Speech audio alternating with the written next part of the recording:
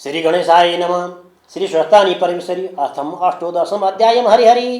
कुमार याज्ञ गर्नुहुन्छ हे अगस्त्य मुनि। त्यसपछि महादेवले विष्णुलाई बिदा दिई जालन्धरसित युद्ध गर्न लाग्नुभयो। महादेव र जालन्धरको भयङ्कर सङ्ग्राम भयो। वृन्दाको पतिव्रता धर्म विष्णुले हरण गरिसकेका हुनाले जालन्धर शक्ति क्षीण भई महादेवसित युद्ध गर्न नसकी आकाशमा गएर माया युद्ध गर्न लाग्यो। महादेवले पनि आकाशमै गएर युद्ध गर्न लाग्नुभयो। त्यसपछि जालन्धरको शक्ति क्षीण भएको जानी विष्णुले अब त वृन्दाको सत्य डगाइसकेका होलान् भन्ने ठानी तेजिलो त्रिशूल ली तिनै नेत्रबाट अग्निका ज्वाला निकाली क्रोधपूर्वक जालन्धरको छातीमा प्रहार गर्नुभयो। त्यस त्रिशूलको चोटले जालन्धर मरी अन्तपुरको चोकमा ठुलो शब्द गरेर पछारियो। त्यो चर्को शब्द सुनि वृन्दाले के को शब्द हो भनी हेर्न जाँदा आफ्नै स्वामी जालन्धर मरेको देखि अनेकम प्रकारले विलाप गर्दै रुन लागिन्। हे स्वामी, मलाई यस्तो अवस्थामा एक्ली पारेर कहाँ जानुभयो? पापिष्ट विष्णुले छल गर्दा तपाईको यो गति भयो। मेरो यो अवस्था भयो। तपाईँ बिना म प्राण राख्न सक्दिनँ। तपाईँ जहाँ जानु भए पनि म पनि उहीँ जान्छु भन्दै केश फिंजाई विष्णुको मुख हेरेर भन्न लागिन्, हे पापिष्ट विष्णु, तिमीले छल गरी मेरो पतिव्रता धर्म नष्ट गरिदिएकाले मेरा स्वामीको यो गति भयो। अब म तिमीलाई श्राप दिन्छु। झार हुनु परोस्, घाँस हुनु परोस्, कल्पवृक्ष भएर रहनु परोस्, ढुङ्गा भएर रहनु परोस्। यदि चारथोक श्राप दिए भनी आफ्ना स्वामीसित सती गई वृन्दाले देह त्यागिन्। हे अगस्त्य मुनि, पतिव्रताको श्राप विष्णुलाई लाग्यो र झार हुनु परोस् भनेकोमा तुलसी भएर रहनु पर्यो, घाँस हुनु परोस् भनेकोमा कुश भएर रहनु पर्यो, कल्पवृक्ष हुनु परोस् भनेकोमा पिपल भएर रहनु पर्यो, ढुङ्गा हुनु परोस् भनेकोमा शालिग्राम भएर रहनु पर्यो। यसै तुलसी, कुश, पिपल र शालिग्राम नारायण रूप हुन् भनेर सबैले पूजा गरेको कारण यही हो। हे मुनि, पतिव्रता धर्म भनेको ठुलो धर्म हो। त्यसलाई वृन्दाको श्राप मोक्ष गर्न पृथ्वी तलमा जान्छु भनी विष्णु भगवान पृथ्वीमा शालिग्राम, तुलसी, कुश र पिपल भएर रहनुभयो। शालिग्रामको महिमा हे अगस्त्य मुनि, ढुङ्गा हुनु परोस् भन्ने वृन्दाको श्रापले नारायण विष्णु भगवान आफ्ना कुनै अंशले शाली नदीको बगरमा आएर शिला भएर रहनुभयो। तिनै शिलालाई मानिसहरू शालिग्राम भन्दछन्। हे अगस्त्य मुनि, जो जन सधैँ शालिग्राम रूप नारायणको श्रद्धा भक्तिपूर्वक पूजा गर्ने गर्दछन् अनि निरन्तर ओम नमो भगवते वासुदेवाय, यो 12 अक्षरी मन्त्र या ओम वासुदेवाय नमः, यो 8 अक्षरी मन्त्र जसले निरन्तर जप्दछ, ओम वासुदेवाय नमः, यो 8 अक्षरी मन्त्र जपिरहन्छ वा दिनौ 108 पल्ट बिहान बिहान जप्ने गर्दछ, त्यस्ताले मरेपछि यमलोक र यमराजको दूतहरूलाई देख्न सक्दैनन्, देख्नै पर्दैन, किनकि ती भक्तहरू सरासर विष्णु लोकमा जान्छन्। अथवा मरेपछि मुक्ति चाहनेहरूले चक्र बनेको शालिग्राम शिला चक्रमा दिनौ ओम वासुदेवाय नमः भन्दै श्री भन्दै चन्दन र फुलले विष्णुको पूजा गर्नु, किनकि त्यो शिला चक्र सारा पापलाई नाश गर्ने, नित्य पूजा गर्नेहरूलाई पुण्य दिने, मरेपछि मुक्ति दिलाउने त्यो शालिग्राम शिला यस्ता शक्ति सम्पन्न विष्णुको वासस्थान हो। अझ विशेष जान्न पर्ने कुरा के छ भने, जसले घरमा दैनिक शालिग्रामको पूजा गर्दछ, शालिग्रामको जल सेवन जति परिवारले सँगै बसेर शालिग्राममा चढाएको जललाई सेवन गर्दछन्, यदि 35 दिन लगातार गरेपछि त्यो शालिग्रामका जल खानेहरूको मन एक हुन्छ, घरमा कलह अन्त्य हुन्छ। शालिग्राम शिलाको चक्रमा जो जनहरूले 1000 यज्ञ सूत्र यज्ञ गरे भन्दा पनि ठुलो व्रत हुन्छ। हे जगन्जय, अश्विनीका परम्परमा विष्णुलाई नित्य नमस्कार गर्दा जो पुण्य प्राप्ति हुन्छ, मनुष्यहरूलाई त्यो पुण्य शालिग्रामको नित्य पूजा गर्नाले पनि प्राप्त हुन्छ। जस्तै ठुला ठुला काठमा आगो रहेछ, कुनै मौकामा उसको शक्ति प्रकट हुन्छ, त्यस्तै प्रकारले हरि भगवान सर्वव्यापी हुनुहुन्छ तापनि शालिग्राम उहाँको शक्ति प्रकाश प्रकट हुन्छ। हे अगस्त्य मुनि, जसले ठुला ठुला पाप गरेको छन्, जसलाई शुभ कर्मको अनुष्ठान गर्ने अधिकार छैन, त्यसैले पनि शालिग्रामको पूजा गर्ने गरे भने ती जन नरक जाँदैनन्। विष्णु भगवान लक्ष्मी नारायण स्मरण गर्दा पनि त्यति प्रमुदित हुनुहुन्न अनि आफ्नो पूर्व वैकुण्ठमा पनि त्यति रमाउनुहुन्न जति शालिग्राम शिला चक्रमा सदा उहाँ रमाउनुहुन्छ। जुन व्यक्तिले शालिग्रामको शिलामा बनेको चक्रमा हरिको पूजा गर्दछ, मानव उसले अग्निहोत्रीको आराधना गर्दै सागर पर्यन्तको भूमि दान गर्यो भन्ने ठाने हुन्छ। मनुष्यले एकैपल्ट पनि शालिग्राम शिलाको पूजा गर्छ भने त्यसका सबै पापहरू जसरी सूर्योदय भएपछि अन्धकार नाश हुन्छ त्यसै गरी नाश हुन्छ। हे अगस्त्य मुनि, जसले शालिग्राममा बनेका 12वटा शिला चक्रको विधिपूर्वक पूजा गरेको छ, अब म तिमीलाई त्यसको प्रभाव बताउँछु। मन लगाएर सुन, सुवर्ण निर्मित कमलहरूद्वारा 12 कल्प पर्यन्त 12 कोटी शिवलिङ्गको पूजा गर्नाले जो फल मिल्दछ त्यो फल 12वटा शालिग्राम शिलाको पूजा गर्नाले एकै दिनमा मिल्दछ। फेरि जो व्यक्ति भक्तिपूर्वक 100 शालिग्राम शिलाको पूजा गर्दछ त्यो व्यक्ति हरिको लोक वैकुण्ठ धाम चिरकालसम्म बसेर पृथ्वी तलमा जन्मी चक्रवर्ती राजा हुन्छ। काम क्रोध लोभको व्याप्त भएको जो कोही सज्जनले पनि शालिग्राम शिलाको पूजा गर्यो भने त्यसका प्रभावले त्यो पनि हरिको लोक वैकुण्ठ धाम जान्छ। जो मनुष्य सधैँ शालिग्राम गोविन्दको पूजा गर्दछ त्यस्तो जन निश्चय नै प्रलय नभएसम्म अधोगति प्राप्त हुँदैन। मनुष्यहरू बिना तीर्थ, बिना दान, बिना यज्ञ, बिना बुद्धि पनि शालिग्राम शिलाको पूजा गर्नाले मुक्ति प्राप्त गर्दछन्। शालिग्राम हरिको पूजा गर्ने जन उग्र पापी नै भए पनि पछि उसको नरकको वास न गर्भवास हुन्छ, न ऊ किरा र फटेङ्ग्रा आदि कुसित यौनीमा नै जन्मन्छ। अर्थात् त्यस्तो तिरक यौनी, त्यसो शरीर नै यौनीमा झाँकिँदैन। दीक्षा विधान र मन्त्र जान्नेवाला जो जन सधैँ शालिग्राम विष्णुको पूजा गर्दछ भने त्यो जन वैष्णव धाममा जान्छ र शालिग्राम शिलाको जलले जो आफूलाई अभिषेक गर्दछ मानव उसले सबै तीर्थहरूमा नुहाएको हुन्छ, सबै यज्ञहरूमा दीक्षित भएको हुन्छ। गङ्गा, गोदावरी, रेवा आदि जो मोक्ष दिने नदीहरू छन् ती सबै तीर्थ सहित भएर शालिग्राम शिलाको जलमा निवास गर्दछन्। तसर्थ नाना प्रकारका नैवेद्यहरूले, फुलहरूले, दीपहरूले, चन्दनहरूले, स्तोत्र पाठ र बाजा गाजा गीत आदिहरूको शालिग्राम शिलाको पूजा गर्नु पर्दछ। कलियुगमा जो मनुष्य भक्तिपूर्वक शालिग्राम शिलाको उक्त विधानको पूजा गर्दछ त्यो मनुष्य हजारौं करोडौं वर्षसम्म हरिको निकटमा रमाउँदै रहन्छ। आफूले दर्शन गरिएका, पूजा गरिएका, स्तुति गरिएका करोडौं शिवलिङ्गहरूको जो फल मिल्दछ त्यो फल एउटै पनि शालिग्राम शिलामा गरिएको दर्शन र पूजन र सोपनले प्राप्त हुन्छ। जो मनुष्यहरू शालिग्राम शिलाबाट उद्भव शिव विष्णु लिङ्गमा एकपल्ट पनि पूजा गर्दछन् ती जन अध्यात्म ज्ञान रहित भएका भए पनि मुक्ति प्राप्त गर्दछन्। शालिग्राम शिला रूपी केशव भगवान जहाँ हुनुहुन्छ त्यहाँ यक्ष, देवता, सिद्ध र 14 भुवन रहन्छन्। जो मनुष्य शालिग्राम शिलाको अगाडि रहेर पितृहरूको श्राद्ध गर्दछ त्यसका पितृहरू तृप्त भएर 100 कल्पसम्म स्वर्गमा निवास गर्दछन्। जो मनुष्य नित्य प्राप्ति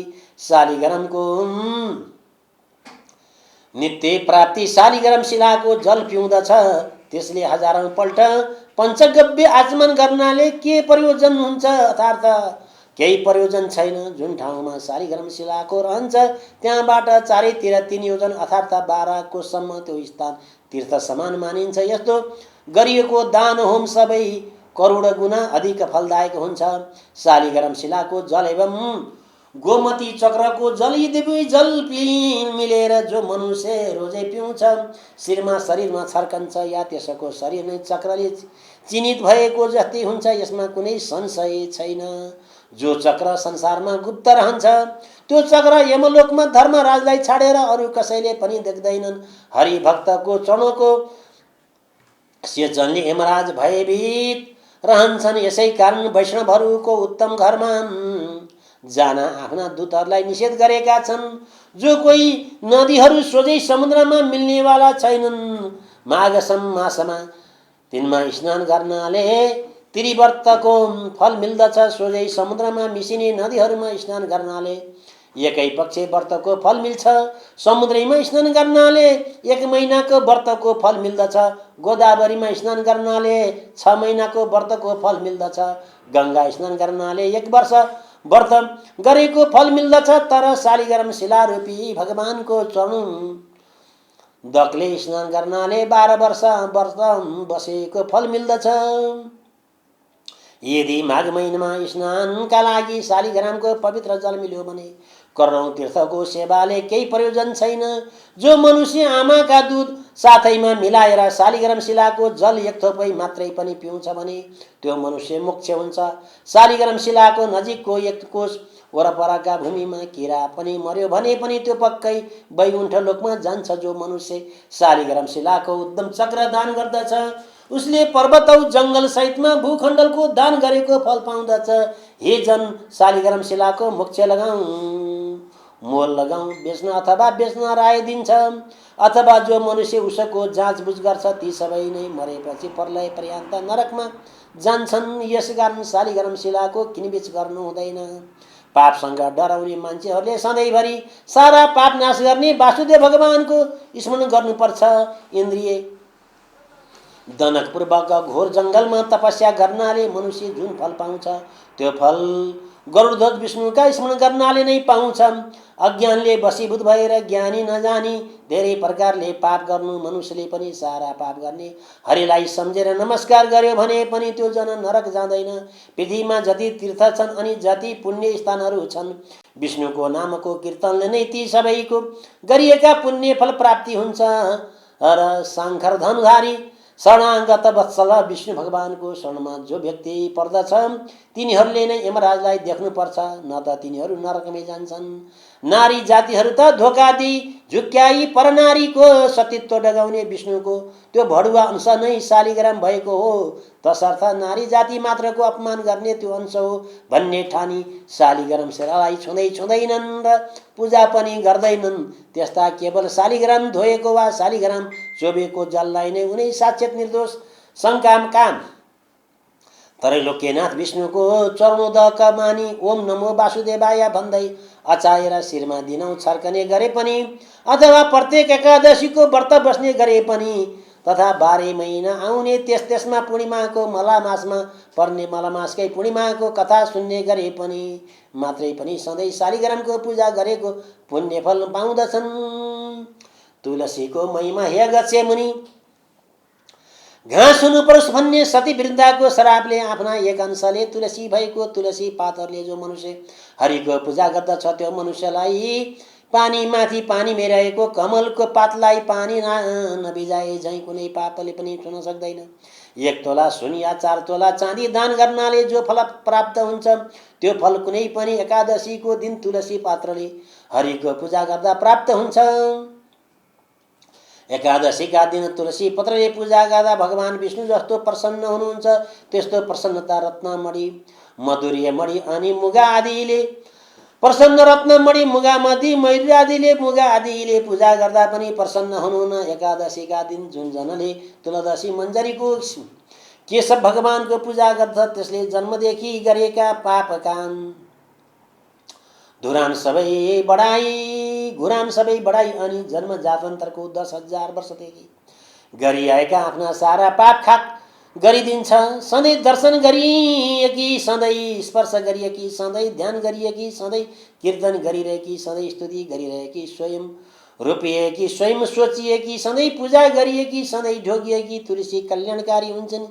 यी उक्त 9 प्रकारले जो जन प्रतिदिन तुलसीको भक्ति गर्दछ त्यस्ता जन हजारौं करोडौं युगसम्म हरिको घर वैकुण्ठमा वास गर्दछ। हे अगस्त्य मुनि, रोपिएकी तुलसीको जति जरा फैलिन्छ त्यति 1000 युगसम्म रोप्नेको पुण्य फलाउँछ। अर्थात् हे मुनि, जुन जनद्वारा रोपिएकी तुलसी जबसम्म आफ्ना हाँगा बिगा शाखा प्रशाखाहरूले उनका बिया पुष्प र पत्रले पृथ्वी तलमा बढिरहन्छन् ती पुरुषहरूका कुलमा जो जन्मिएका छन्, जो पछि जन्मने छन्, जो बितिसके ती सबजनाको 2000 कल्प वर्षसम्म हरिको धाममा अर्थात् वैकुण्ठमा वास हुन्छ। हे अगस्त्य मुनि, झङ्का झङ तुलसीको झाडी रोप्ने यमराजको दर्शन गर्नु पर्दैन किनकि तुलसीको बुटो सबै पापलाई नाश गर्ने चिताएको कल्याणकारी हुने कुरो पुर्याउने पुण्य दिने हुन्छ। जुन घरमा झाँगिएको तुलसीको मठ रहन्छ त्यो घर पुण्य तीर्थ समान हो।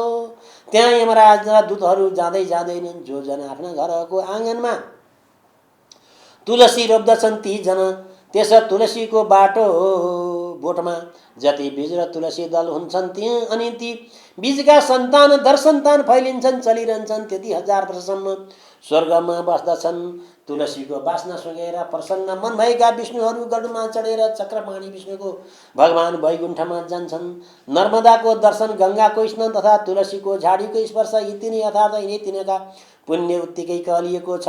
तुलसी रोप्नाले, हुर्काउनाले, सोच्नाले, दर्शन गर्नाले मात्रै पनि मनुष्यहरूले आफ्नो मन, वचन र शरीरले सञ्चय गरिएको पापलाई डढाउँछ अर्थात् विनाश गर्छ। जो जन तुलसीको, मन्जरीको, नारायण हरिको पूजा गर्दछ त्यो जन मरेपछि मुक्ति हुन्छ। उसले फेरि गर्भवासको ओहोर दोहोर गर्नु पर्दैन।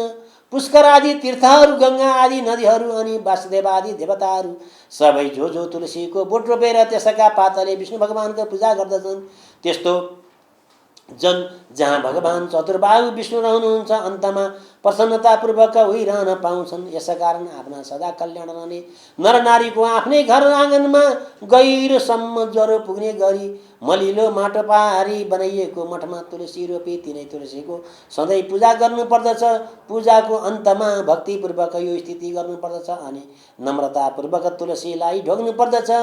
या दृष्टा निखिला धर्मसङ्गमानि श्रीपा बपुवा पनि रोगागाम विबन्दिता निरसनी सिक्ताउ करन्त करासिनी प्रत्यासन्न विद्याविनी भगवतं कृष्णवस्य सा रोपिता न्यन्या तत्तरणे मुक्तिरिक्त फला तस्सै तुलसै नम अर्थात् जसको दर्शनले समस्त पाप समूह शान्त हुन्छ, जसलाई छुनाले शरीर पवित्र हुन्छ, जसलाई ढोग्नाले सारा रोगहरू नासिन्छन्, जसको जल मस्तकमा सेवन गर्यो भने यमराज पनि डराउँछन्, जसको पत्र शिरमा चढायो भने भगवान कृष्णको अत्यन्तै नजिक बस्न पाउने गराउँछिन्, भगवानको अत्यन्त नजिक बस्न पाउने गराउँछिन्। भगवानका चरणकमलमा तुलसीलाई चढाई नमस्कार गर्छ। अब कुशको महिमा झार हुनु परोस् भन्ने सती वृन्दाको शराबले कुश रूपमा झार हुनु परेको कुशमा विष्णुका अधिकांश शक्तिशाली शक्ति रहेका छन्। भाद्र कृष्ण औँसी अर्थात् कुशी औँसीका दिन जरै समेत उखलेर राखेको कुश फेरि अर्को कुशी औँसी नआएसम्म पवित्रै रहन्छ। अरू दिन उखलेको चाहिँ त्यसै दिनभरि मात्र पवित्र रहन्छ। कुश अत्यन्तै पवित्र र पुण्यदायी झार हो। काँचो दुधमा दुधको मात्रा अनुसार 2-4 बोट हरियो कुश हालेर राखिदियो भने त्यो दिनभरि त्यो दुध फाट्दैन। ग्रहण लागेको बेलामा घरमा राखेको पानीमा कुश हालेर राखिदियो भने ग्रहण लाग्दा हुने वातावरणको दूषित दोष त्यस पानीमा पर्दैन। समस्त देवकार्यमा तथा समस्त पितृकार्यमा अनि वेद मन्त्र, चण्डी मन्त्र जस्ता पवित्र मन्त्रहरूले कुनै वस्तुलाई मन्त्रले कार्यमा एवं वेदका मन्त्रहरू पढेर गरिने समस्त संस्कार एवं हवन कार्यहरूमा अनि प्रतिज्ञा गर्ने कर्ममा, दान गर्ने कर्ममा, सङ्कल्प गरिने काममा, दिएको दिए गरिने महादानहरूमा कुश नभई हुँदैन। तिल, जौ, जल यी 3 शक्ति सहितका ब्रह्मा विष्णु महेश स्वरूप तिनै टुक्रा कुश हातमा लिएर गरिएको समर्पण कार्य उसले वा उसका सन्तानले फर्काए वा खोस्यो भने त्यस्तो खोस्न जनको असली नै पर्छ। यो दुर्गति हुन्छ। कुश छोएर वा लिएर झुटो बोल्ने वा क्रियाले त्यसलाई कोड निस्कन्छ।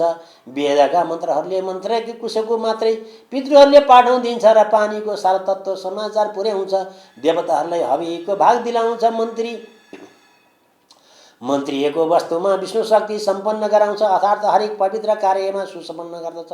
कुश चोबेको जललाई विष्णुको चरणपादक नै मानिन्छ र यसै उपरले कुशले जल फर्किए अभिषेक गरिन्छ र अछुत कसैले छोए वा छोएमा अशुद्ध भएको वस्तुलाई कुशले जलले शुद्ध पवित्र पारिन्छ। त्यसैकारण सबैले कुशलाई साक्षात् विष्णु स्वरूप नै मान्दछन् र भन्नु पनि पर्दछ। पहिलेका राजाहरूले देवी देवताको पूजा आजा चलाउन कुश समाति दान गरेको भूमि पछिकाले हडपेर भोग गरे अथवा रैकर्म गावे भने त्यस्तालाई पनि 40 वर्षभित्रै चिल्ली बिचिल्ली पाली बिचिल्ली हुन्छ, तसर्थ कुशको अपमान गर्नु साक्षात् विष्णु नै अपमान गर्नु जस्तै हुन्छ, किनकि प्रत्येक वनस्पतिमा सधैँ कुनै न कुनै गुण अवश्य रहेको हुन्छ, त कुशमा साक्षात् विष्णु नै रहनु भएको हुन्छ। त्यसैले तिल जौ र जलसहितको कुश पक्रेर सङ्कल्प गर्दा पहिलो हरि ओम तत्सत भनिन्छ, अर्थात् हरि ओम माने तत्व सत रज तम मिलेको शक्ति, ओम नै हरि यानि विष्णु हो, तत माने यो विष्णु नै सत यानि सत्य वस्तु हो, तसर्थ त्यो कुशरूप विष्णुलाई समातेर यो सङ्कल्प गर्दैछु। त्यसरी सङ्कल्प गरेको वस्तु जो हडपन्छ त्यो अवश्य नासिन्छ।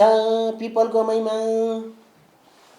सतेर वृन्दाको रुख रूप हेर्नु परोस् भन्ने सत्य श्रापले गर्दा आफ्नो कुनै अंश एक अंशले विष्णु भगवान पिपलको रुख हुनुभयो, तसर्थ पिपलको रुखलाई मान्छेहरू साक्षात् विष्णु रूप जस्तै ठानेर नर वा नारी सबैले प्रत्यक्ष रूपमा प्रत्यक्ष शनिबार मात्र पूजा गर्ने गरून्। जीवनमा बार बार नसके पनि एकपल्ट त शनिबारको दिन पारेर यथाशक्ति गरी पिपलको प्रदक्षिणा 1 लाख अवश्य पुर्याउन। पिपलको फल पाकेको महिनामा बन्ध्या नारीले यदि शनिबारको दिन पारी पिपलको रुखमुनि विधिपूर्वक राधा दामोदरको यानि लक्ष्मी नारायणको पूजा गरून्। राधा दामोदर स्वरूप मानेर ब्रह्मणी दम्पतिलाई श्रद्धा भक्तिपूर्वक यथेष्ट भोजन गराई दक्षिणा दिइसकेपछि नबोलिकन एकदम मौनतापूर्वक आफू पनि भोजन गरून्। त्यसपछि आउने कुनै दिन पनि पर सरेको चौथो रात बितेको भोलिपल्टको दिनमा गाईको दुधमा पिपलका पाकेका फल 2 तोला जतिको खिर पकाएर त्यो खिर मात्र खाउन्। एकदम बन्ध्या नारी पनि छोरै पाउने गरी सिधा अङ्ग प्रत्यङ्गका पति सम्भवले गर्भिणी हुन्छे भन्ने अरू छोरी मात्र पाउने त कुरै छैन। त्यसै प्रति शनिबार पिपलको पूजा गरेर फलनको दक्षिणा चढाउनाले 7.5 शनि दशा हुनाले शनिचरले पिर्दैन। अनि पिपलको पूजन दर्शन स्पर्श प्रदक्षिणा यी सबै शनिबार मात्रै गर्नुपर्छ, किनकि पिपलको रुखमा मात्रै शनिचरले टिक्ने ठाउँ पाएकाले अरू बार गर्यो भने शनि रिसाउँछन्। त्यो पूजा आदि गर्ने मनुष्य सदा दरिद्र रहन्छ, किनकि पिपलको वृक्षमा शनिचरको पनि बास छ। अरू त भूत प्रेत पिशाच राक्षस शङ्किनी ढङ्किनी आदि बास पनि छ। तिनीहरूको त्यहाँ बस्नका लागि भगवान विष्णुले नै अवैधान दिनुभएको छ। त्यसैले पिपलको बोट नजिकैको घर पिशाचदेखि डराउने पितृहरू जाँदैनन्। प्राप्त मध्यमा सायं आधारात्मा भूत प्रेत पिशाच नाच्ने हुनाले त्यो लाग्छ भनेर मानिसहरू पिपलको बोट भएको ठाउँमा त्यतिखेर जाँदैनन्। केटाकेटीहरूलाई पनि जान दिँदैनन्, निगरानी राख्छन्। यसै कारण भूत प्रेत आदिको आश्वासन भएको पिपलको रुख काट्नाले या उसको दाउरा बाल्नाले त्यो काट्नाले पनि बाल्नाले व्यक्तिको अलाप्ति नै पर्छ, किनकि पिपलको वृक्ष भूत प्रेत आदि निवास स्थान हो र वृन्दा र श्राप पारिएको साक्षात् विष्णुको स्वरूप पनि हो। हे अगस्त्य मुनि, त्यसरी वृन्दाको सत्य डगाउने काम सकी शिवजीसँग विदा भई विष्णु भगवान वैकुण्ठ धाम गएपछि शिवजी आफ्नो काम फत्ते पारी हर्षले साँडेमा चढी सकल देवता अघि पछि लगाई अनेकम खुसीका साथ बाजा बजाई अप्सराले नाची गन्धर्वले गान गरी पुष्पवृष्टि गर्दै कैलाशमा प्रवेश गर्नुभयो। अनि प्रथम सहित शिव शक्ति स्वरूप लिएर आउनुभयो। त्यसपछि सबै देवताहरू महादेवसित विदा मागेर आफ्ना आश्रममा गई आनन्दपूर्वक लिएर आउन लागे। हे अगस्त्य मुनि, अब पातलका कुरा कहन्छु, तिमी ध्यानपूर्वक सुन। पार्वतीको आज्ञाले अस्वस्थमा ऋषिसित पातलको मूल रसातलमा पुगे।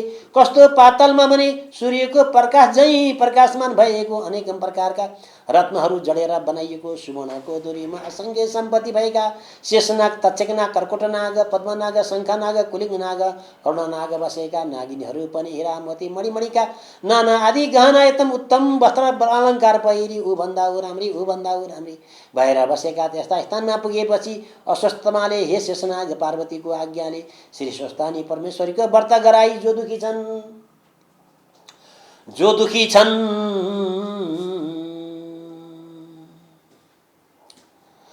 यहाँ आएको हुँ, कोही दुखी छन् कि